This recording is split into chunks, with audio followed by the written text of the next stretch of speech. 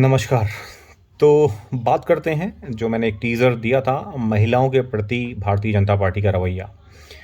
तो इस टॉपिक पर बात करने से के साथ में ही चंपावत के रेप केस का मैं आपको अपडेट देना चाहता हूँ।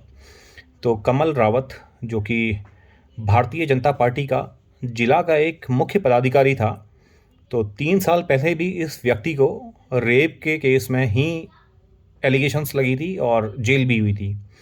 तो करीब 6 महीने पहले इसको न्यायालय से छोड़ दिया गया था एविडेंस के कमी के कारण में। तो क्या रीज़न था कि उस टाइम पे रेप का केस लगा और 2.5 साल मुकदमा चलने के बाद में एविडेंस नहीं मिला? क्या इसके पीछे भारतीय जनता पार्टी की कोई साजिश थी? या अब जो ये दोबारा से कमल रावत जो कि एक्टिव राजनीति में चंपावत की राजनीति में था, तो वापस किसी महिला को ट्रैप करके मोहरा बना करके इस तरह के एक घिनौनी हरकत में शामिल हुआ, जिससे कि पूरे महिला वर्ग को शर्मिंदा होना पड़ा। और शर्मिंदा होना पड़ा तमाम उन एक्टिविस्ट को जो कि महिला के प्रति अपराध होते ही एक्टिव हो जाते हैं, और तमाम सोशल प्लेटफॉर्म पे उन्होंने हंगामा कर दिया था, हल्ला बोल कर। तो एक्चुअली में ये रवैया एक समाज के लिए खतरा है कि अगर इस तरह की राजनीतिक घटनाओं से प्रेरित होने पे महिलाओं को मोहरा बनाया जा रहा है, नाबालिग लड़कियों को मोहरा बनाया जा रहा है, तो मेरा वापस वही कहना है कि आगे आने वाले टाइम पे अगर कोई रियल विक्टिम हो ना, तो उसके लिए तमाम सोशल प्लेटफॉर्म पे आवाज़ उठाने वाले लोग आवाज़ नहीं उठाएंगे, डरेंगे कहीं उनकी इज्जत ना ख़राब हो जाए, या जिस लेवल पे वो हल्ला बोल कर रहे हैं तो कहीं ये ट्रैप तो नहीं है, कहीं ये साजिश तो नहीं है। और इसी वजह से अभी पुलिस ने केस बहुत जल्दी सॉल्व किया। धन्यवाद करता हूँ चंपावत पुलिस को। तो पुलिस का रवैया भी देखा गया है कि बहुत से केसेस में उत्तराखंड में तुरंत एक्टिविटी नहीं स्टार्ट होती है और इतनी जल्दी सॉल्व नहीं होते हैं। तो आने वाले टाइम पे हो सकता है कि कहीं पे कुछ लीपापोती भी कर दी जाए, तो भी वो भी एक बहुत बड़ा क्वेश्चन मार्क है हम जैसे लोगों का, कि आने वाले टाइम पे क्या एक सैंक्टिटी रह जाएगी इन सारी तरह के केसेस की। चलिए अब बात करते हैं महिलाओं के प्रति रवैये की उत्तराखंड में भारतीय जनता पार्टी की। तो आपको ले चलता हूँ एक करीब 2.5 साल पुरानी घटना पे। अनामिका शर्मा जो कि भारतीय जनता पार्टी की महिला मोर्चा की अध्यक्ष थी हरिद्वार ज़िले की। तो अनामिका शर्मा मैडम ने क्या काम किया था कि उनकी बेटी थी 13 साल की नाबालिग। तो ये पुलिस में नामजद रिपोर्ट्स हैं और आप इस केस को पढ़ सकते हैं अनामिका शर्मा को लेकर के। तो अनामिका शर्मा ने अपने पुरुष मित्र बॉयफ्रेंड सुमित पटवाल के साथ में अपनी 13 साल की बेटी को शेयर किया। जी हाँ, मैं इससे ज़्यादा शब्द नहीं बोल पाऊँगा। और कहा जाता है कि अनामिका शर्मा ने अपना वो भारतीय जनता पार्टी में जिलाध्यक्ष महिला मोर्चा का पद पाने के लिए अपनी बेटी को 2 साल से यूज़ किया, जो कि उसकी बेटी ने स्टेटमेंट दी और पॉक्सो के तहत अनामिका शर्मा पे और उनके बॉयफ्रेंड पे केसेस हुए। आज अनामिका शर्मा जेल में है और बच्ची अपने फादर की कस्टडी में है। एक और केस की बात करते हैं, पार्वती धामी। मैंने एक छोटा सा छोड़ा था।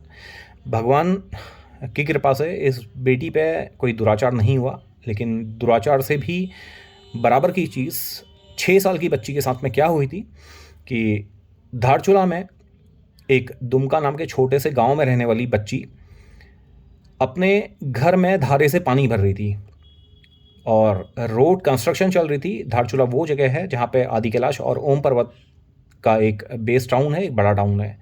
तो वहाँ पे जो सड़क का काम चल रहा था उसका ठेका था भारतीय जनता पार्टी के अभी के विधायक का, जो रानीखेत के विधायक हैं, उनकी कंपनी का ठेका था। तो उस कंपनी के जेसीबी ड्राइवर ने, जो कि किया जाता है, जनरली किया जाता है, और यहाँ पे तो खुलेआम किया जाता है क्योंकि यहाँ पे किसी का कोई माई बाप नहीं है, देखने वाला नहीं है। तो जेसीबी से मलबा निकाल करके सड़क के नीचे डाल दिया, और उस सड़क के नीचे एक घर था जिसमें कि पार्वती धामी एक 6 साल की बच्ची अपने घर के बाहर पानी भर रही थी, तो एक बड़ा सा पत्थर जाके उसके पैर में गिरा और उसका पैर हमेशा के लिए ख़राब हो गया। जो रिपोर्ट्स बोलती हैं और जो एफआईआर की रिपोर्ट्स बोलती हैं, तो उसमें नामज़द रिपोर्ट करी गई थी, एफआईआर की गई थी उस कंपनी के खिलाफ और उस कंपनी के मालिकों के खिलाफ। और आज बोला जाता है कि वो एफआईआर रिपोर्ट्स में उस कंपनी के मालिकों, जो कि भाजपा के जिला विधायक हैं, तो उनका नाम हटा दिया गया है। वो लड़की आज करीब करीब 11 साल की हो चुकी है। उसकी माँ नहीं है, उसके फादर की मेंटल कंडीशन अच्छी नहीं है, वो धक्के खा रही है। इसको कई प्लेटफॉर्म पे हमारे एक मित्र ने उठाया है, तो उन्होंने मुझे भी रिक्वेस्ट किया, तो मुझे बहुत सही लगा इस प्लेटफॉर्म पे बात करने का।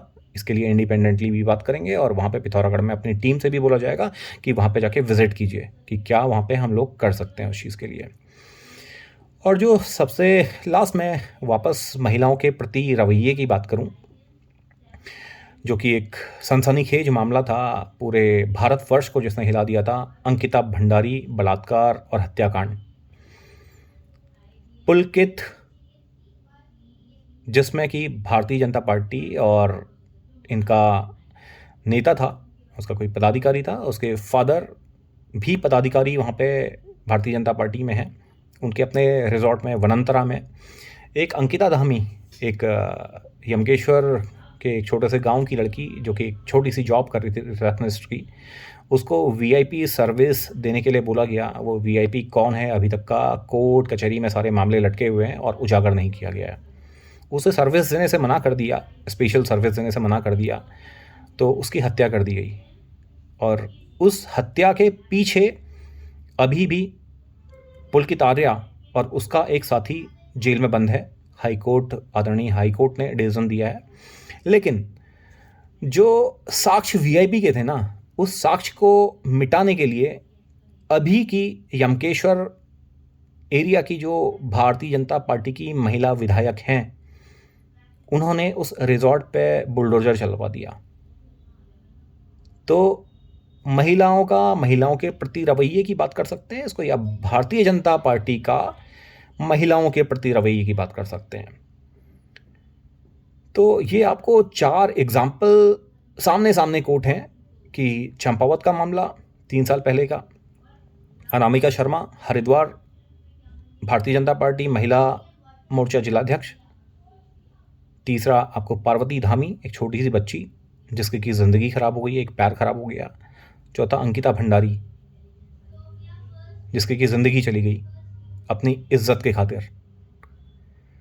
तो वाकई में अगर महिलाओं के प्रति भारतीय जनता पार्टी का रवैया अच्छा होता, तो क्या महिलाओं के प्रति इतने ज़्यादा दुराचार होते या इतना ज़्यादा टॉर्चर होता?